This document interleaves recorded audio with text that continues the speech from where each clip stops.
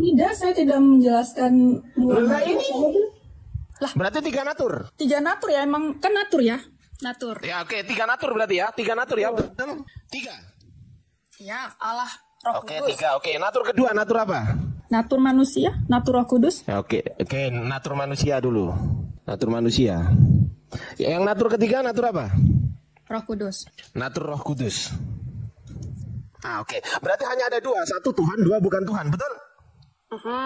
Sebagai manusia. Iya. Berarti yang mati di kayu salib adalah natur manusia atau daging, betul? Iya, betul, daging manusianya. 100% dia manusia. Oke, berarti yang mati di kayu salib adalah natur manusia atau daging atau bukan Tuhan, betul?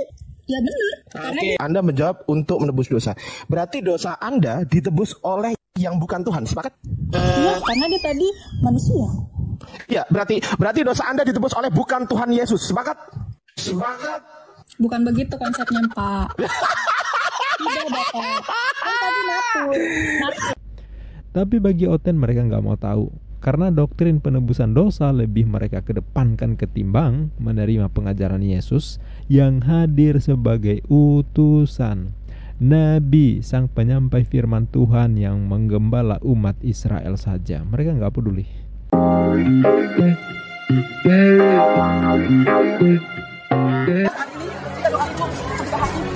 Ya ampun Bu, jangan begitu dong Bu, saya dengar Bu. Kenapa? Aku tahu Bu, dia pakai kerudung di tempat Tuhan Yesus.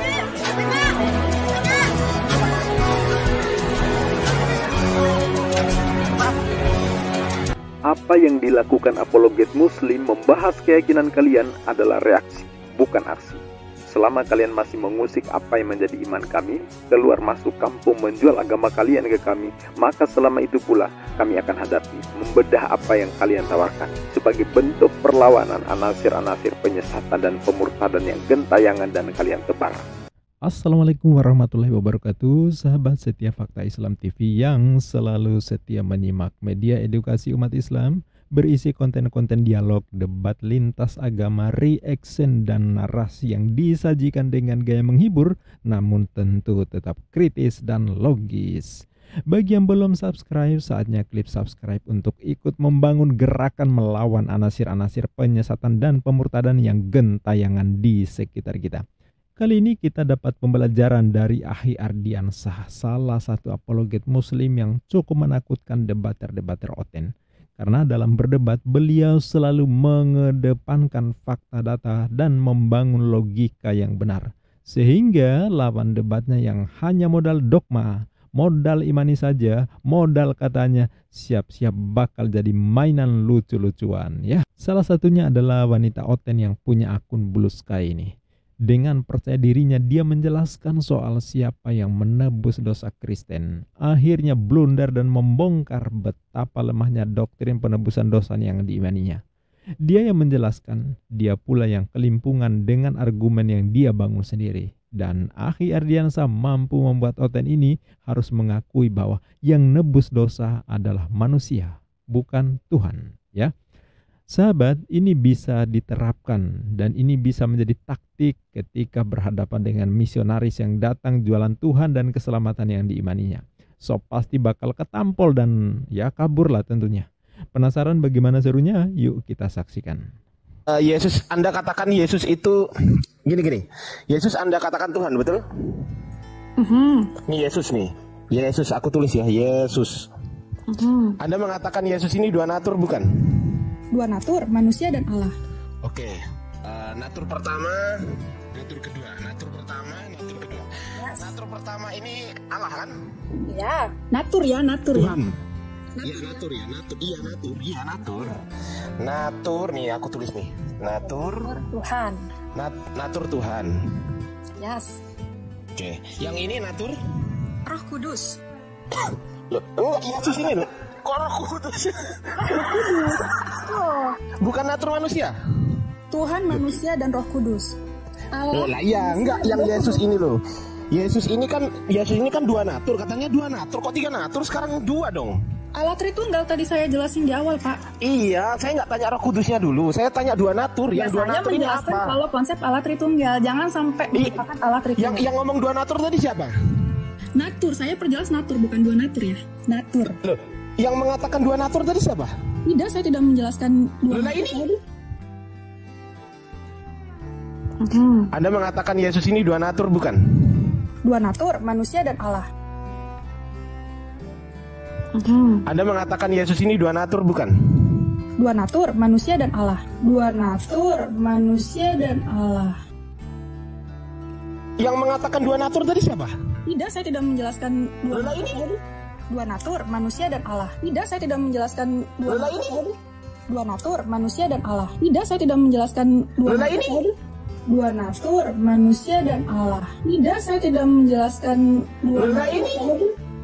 Berarti tiga natur. Tiga natur ya, emang kan natur ya? Natur. Ya, oke, tiga natur berarti ya. Tiga natur ya. Betul. Tiga. Ya, Allah, Roh Oke, Kudus. tiga. Oke, natur kedua, natur apa? Natur manusia, natur Roh Kudus. Ya, oke, natur manusia dulu. Natur manusia. Ya, yang natur ketiga, natur apa? Roh Kudus. Natur Roh Kudus. Oke. Berarti hanya ada dua. Satu Tuhan, dua bukan Tuhan. Betul? Oke, sekarang saya tanya. Natur Tuhan ini,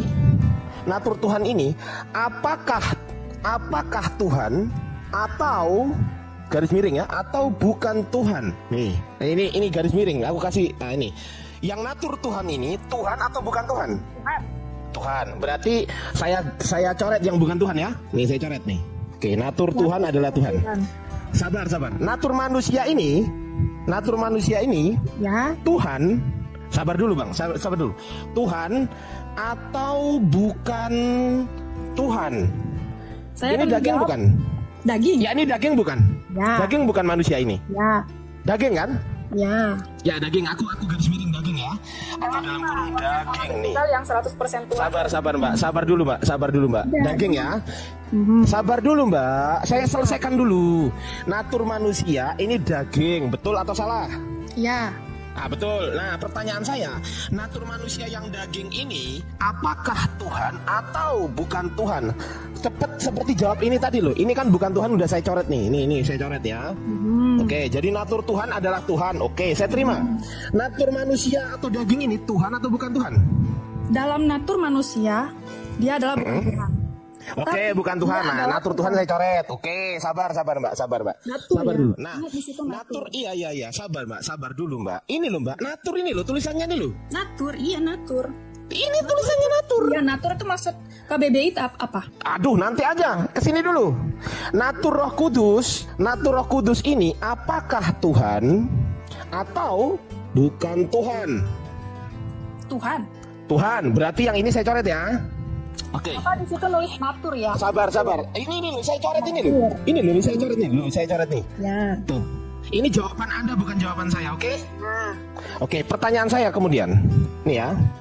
Yang mati di kayu salib ini natur yang apa? Adalah natur yang mana? natur ya. Di situ jelas natur ya, Pak? Iya, natur. Iya, natur. Ya, pertanyaan saya natur. Natur Adalah manusiaannya. Oke, adalah natur Manusiaannya. manusia. Tapi iya, Bang, pada hari yang ketiga. Sabar dulu, Bu. Sabar. Iya Mbak. Enggak. Sabar dulu. Nih ya. Yang mati di kayu salib adalah natur manusia, betul? Atau daging, betul? Natur manusia kan bukan Tuhan tadi, betul kan? Natur ya, natur. Iya, ini loh. Iya, arti natur itu apa, Pak, di dalam KBBI? Iya, mati dulu. Aduh. Nggak, Mbak kasih tahu saya nggak ngerti dah. Saya nggak ngerti. Kasih tahu saya apa arti natur. Natur itu Bapak sendiri yang menuliskan, Bapak harus menjelaskannya. Iya, saya nggak ngerti. Silakan. Kan Bapak yang tadi awal mulanya membuka. Berarti Mbak nggak ngerti juga berarti? Bukan tidak mengerti, Bapak. Oh, berarti Mbak ngerti dong. Ngerti, sebab tadi saya Arti natur. Oke. Apa arti natur, Mbak? Apa arti natur? Oke. Saya ikutin, Mbak. Apa arti natur menurut sifat watak pembawaan. Ya. apa? Sifat watak pembawaan. Itu dalam KBBI, natur. Sudah? Apa, Mbak? Nggak denger, Mbak. Sifat watak pembawaan. Sifat watak pembawaan. Ya, coba buka aja KBBI. Oke. Berarti arti natur itu bukan segala yang diciptakan oleh Tuhan ya? Bukan.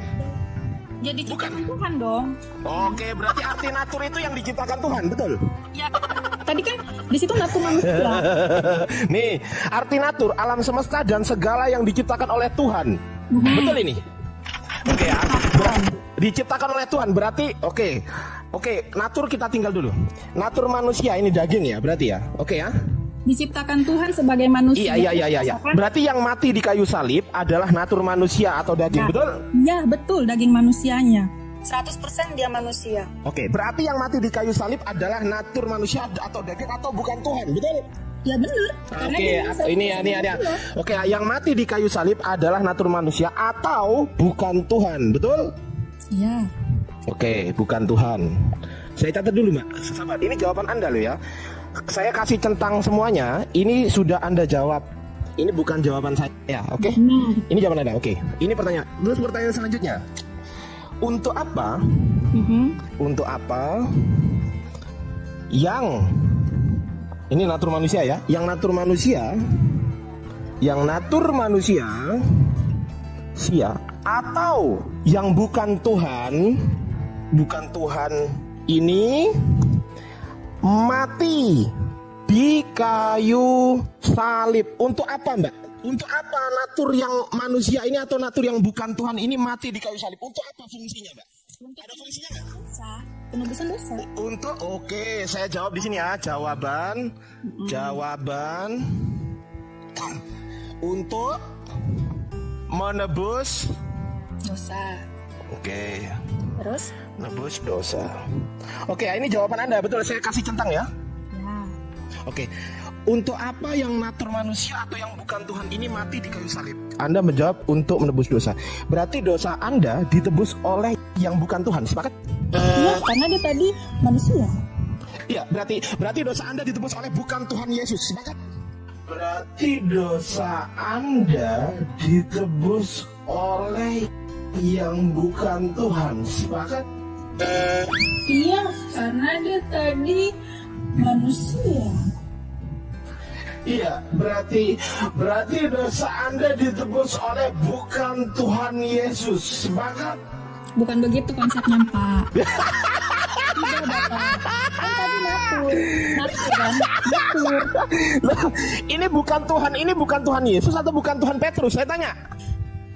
Ini manusia Yesus bukan? Saya tanya sekarang. Natur manusia ini manusia Yesus bukan?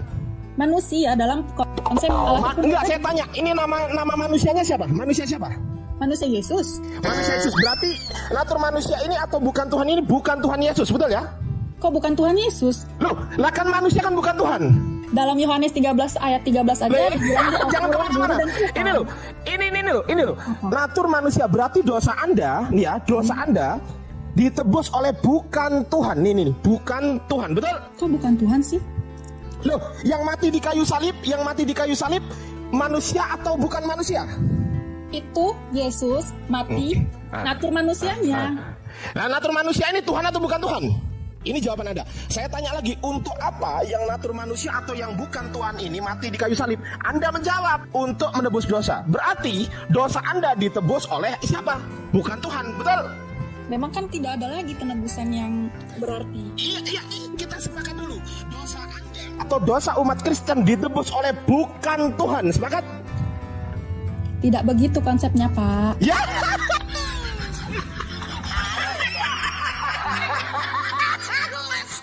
Kok mulai tantrum? Saya tidak tantrum. Ya, sabar dulu. Ini tadi jawaban siapa? Saya tanya, ini siapa yang menjawab? Oke, saya. Yang menjawab siapa? Saya. Oke, Anda. Apakah Anda menjawab untuk apa yang natur manusia atau yang natur bukan Tuhan ini mati di kayu salib? Anda menjawab untuk menebus dosa, betul? Dosa Anda ditebus oleh siapa ini? Ini tulisan, baca aja sendiri. Baca sendiri, saya nggak mau ngomong. Ditebus oleh siapa ini? Natur apa ini? Natur manusia.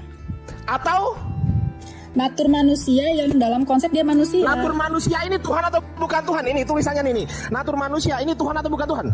Memang bukan Tuhan ya gini. Ya sudah, berarti dosa Anda ditebus oleh bukan Tuhan. Sepakat? Tidak sepakat. Saya tidak sepakat.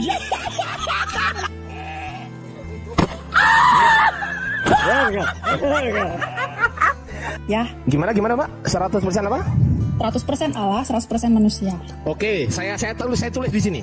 Dan ini 100%. Ini apa? Jangan pakai Allah lah. Konsep untuk menebus dosa manusia itu bukan berarti natur manusianya untuk menebus dosa kita, tidak. Allah Tritunggal itu ada 3. Anda tadi sepakat dengan saya, Anda sepakat dengan saya, ya kan? Natur Tuhan ini pertanyaan dan Anda menjawab. Jawaban saya. Oke, untuk apa yang natur manusia atau bukan Tuhan ini mati di kayu salib? Anda menjawab untuk menebus dosa. Selesai. Jadi dosa Anda ditebus oleh natur apa? Natur manusia. Natur manusia ini Tuhan atau bukan Tuhan? Emang bukan Tuhan. Ya sudah.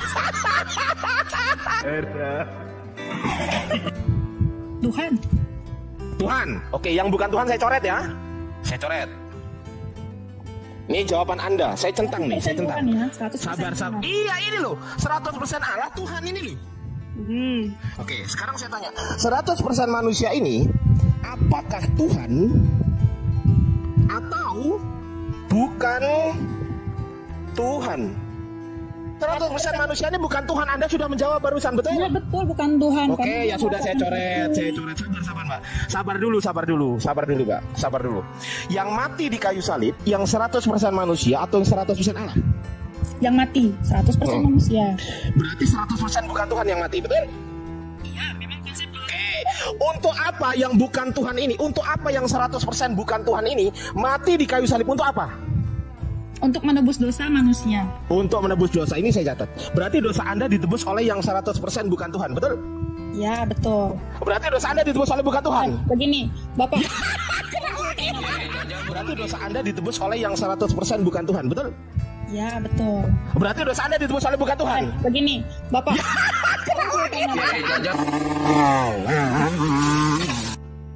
Nah sahabat, begitulah karakter mereka ya. Penjelasan Oten itu dari dulu sampai sekarang sama aja, yaitu makin dijelaskan makin tidak jelas. Malah makin dijelaskan makin menimbulkan pertanyaan baru yang tidak berkesudahan. Lebih mengenaskan lagi adalah penjelasan Oten malah suka nabrak ayat yang mereka klaim sebagai firman Tuhan. Misalnya soal penebusan dosa ya. Kita nggak akan pernah nemu pengajaran Yesus bahwa dirinya adalah inkarnasi Tuhan yang lahir ke dunia untuk mati menebus dosa. Kristen yang percaya bahwa dirinya Tuhan nggak akan pernah. Pengajaran Yesus tidak membahas tentang penebusan dosa ya. Pengajaran itu baru muncul di surat-surat Paulus di Roma ayat 10 ayat 9 salah satunya ya. Kita akan ketemu di kitab-kitab atau di surat-surat Paulus di Galatia, Roma, Korintus, Filipi dan lain-lainnya ya. Tapi bagi Oten mereka nggak mau tahu karena doktrin penebusan dosa lebih mereka kedepankan ketimbang menerima pengajaran Yesus yang hadir sebagai utusan Nabi, sang penyampai firman Tuhan yang menggembala umat Israel saja. Mereka nggak peduli. Contoh, kalau kita baca di Matius pasal 18 ayat ke-1 sampai 4, di situ Yesus menjelaskan kepada muridnya bahwa untuk masuk kerajaan sorga itu harus tobat. Syaratnya tobat, ya. Harus suci menjadi seperti anak kecil. Tentu menjadi seperti anak kecil tidak mungkin ikut kecil badannya gitu ya, ikut berbicara cadel gitu ya, ikut main kelereng, guling-guling gitu, enggak. Tentu bertobat dari perbuatan dosa dan suci seperti anak kecil. Anak kecil jelas tanpa dosa kalau melihat penjelasan Yesus di Matius pasal 18 ini. Tapi berubah ketika menyimak surat-surat Paulus, mengajarkan bahwa semua orang telah berbuat dosa dan kehilangan kemuliaannya. Upah dosa adalah maut, karena dosa manusia mengenal mati. Akibat dosa satu orang, yaitu perbuatan Adam itu kemudian menjalar ke semua orang ya. Manusia tidak lagi kekal ya, hanya gara-gara dosa, tapi mengalami kematian ya. Jadi setiap orang yang mewarisi dosa Adam ketika melakukan pelanggaran di Taman Eden. Nah, itu yang diajarkan dalam kekristenan. Jadi dalam iman Kristen semua orang telah berbuat dosa. Jadi bayi baru brojol, oe gitu ya, itu auto berbuat dosa loh. Jadi kalau kita mengikuti ajaran Paulus, so pasti Yesus juga berbuat dosa karena Yesus lahir dari keturunan Adam. Yesus juga orang. Karena semua orang dikatakan telah berbuat dosa, kata Paulus. Nah, berarti Yesus juga orang. Ketika harus berdosa ya dia juga kena dong karena dia juga orang. Terus pendeta suka bilang kecuali Yesus Jadi dianggap pengecualian. Lah gimana sih konsepnya? Katanya Yesus juga ada natur 100% manusia, orang yang lahir sebagai manusia. Tapi giliran soal dosa mereka bilang Yesus tidak berdosa, Yesus pengecualian. Emangnya ada gitu ya? Yesus mengaku dirinya pengecualian.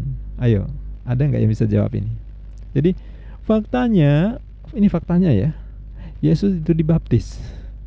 Yang membaptis Yesus adalah siapa? Yohanes. Lalu Paulus menjelaskan di Kisah Para Rasul ya, pasal 19 ayat 4. Kata Paulus, baptisan Yohanes adalah pembaptisan orang yang telah bertobat. Dan ia berkata kepada orang banyak bahwa mereka harus percaya kepada Dia yang datang kemudian dan daripadanya, yaitu Yesus. Nah, kalau ngikuti ajaran Paulus, Yesus itu bertobat karena dibaptis atau pembaptisan Yohanes. Sedangkan kalau dibaptis Yohanes itu adalah untuk orang bertobat. Ini menurut Paulus loh ya. Jadi ini jangan protes ke saya. Protes ke ayat Bible yang tertulis seperti itu kok ya. Nah, sedangkan saya itu hanya membacakan. Jadi jangan protes ke saya, tapi protes kepada Paulus, karena Paulus mengatakan bahwa baptisan Yohanes adalah untuk orang yang bertobat, sementara Yesus dibaptis oleh Yohanes. Kena. Jadi wajar kalau si Bluski ini ya jadi mainan apologet Ardiansa ya. Dia begitu jungkir balik membantah pernyataannya sendiri ya. Dan tentu ahli Ardiansa di video ini hanya menyimpulkan berdasarkan argumen yang dibangun oleh si Blue Sky, bahwa yang mati di kayu salib adalah Yesus yang notabene-nya 100% manusia. Ya tentu saja secara logika sehat dipastikan bahwa yang menebus dosa oten adalah manusia, bukan Yesus. Kalau Tuhan yang mati kan gak mungkin. Yang mengalami mati kan hanya makhluk.